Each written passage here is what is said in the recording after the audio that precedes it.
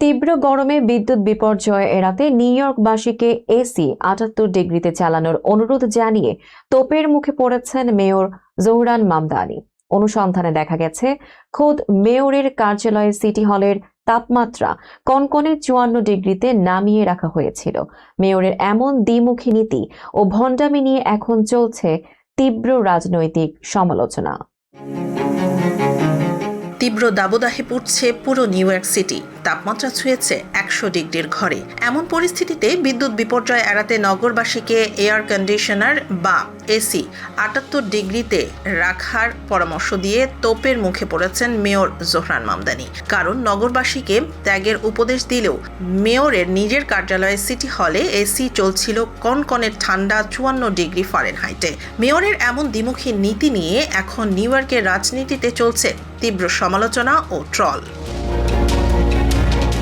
সম্প্রতি নিউ ইয়র্কের ব্রঙ্কস এলাকায় প্রায় ৫,০০০ মানুষ বিদ্যুৎহীন হয়ে পড়ার পর মেয়র মামদানি সামাজিক যোগাযোগ মাধ্যমে নগরবাসীকে এসি কম ব্যবহার করার অনুরোধ জানান। তিনি দাবি করেন, সরকারি ভবনগুলো এই নিয়ম মেনে উদাহরণ তৈরি করছে। তবে মেয়রের এই দাবির সত্যতা যাচাই করতে ইনফ্রারেড থার্মোমিটার নিয়ে মাঠে নামে সংবাদ মাধ্যম দ্য পোস্ট এর সাংবাদিকরা।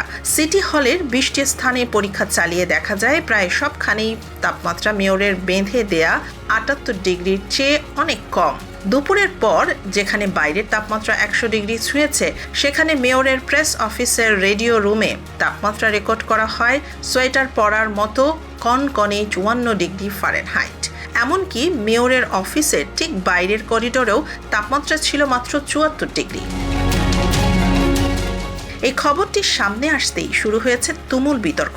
সিটি কাউন্সিলের সংখ্যালঘু নেতা ডেভিড কার কড়া সমালোচনা করে বলেন, মেয়র নিজে আরাম ত্যাগ করতে রাজি না হলে নিউ ইয়র্কবাসীকে ত্যাগের উপদেশ দেয়া তার মানায় না। অবশ্য মেয়রের মুখপাত্র দাবি করেছেন, সমালোচনার পর সিটি হলের তাপমাত্রা নিয়ম অনুযায়ী ৭৮ ডিগ্রিতে পুনর্নির্ধারণ করা হয়েছে। গ্রীষ্মের প্রচণ্ড গরমে সাধারণ মানুষ যখন বিদ্যুৎ সাশ্রয়ের জন্য কষ্ট করছেন, তখন সরকারি কর্মকর্তাদের এমন বিলাসবহুল ভণ্ডামি ক্ষুব্ধ করেছে করদাতাদের। শেষ পর্যন্ত তীব্র সমালোচনার মুখে পড়ে নিজেদের শুধরে নিতে বাধ্য হয়েছে মেয়রের প্রশাসন।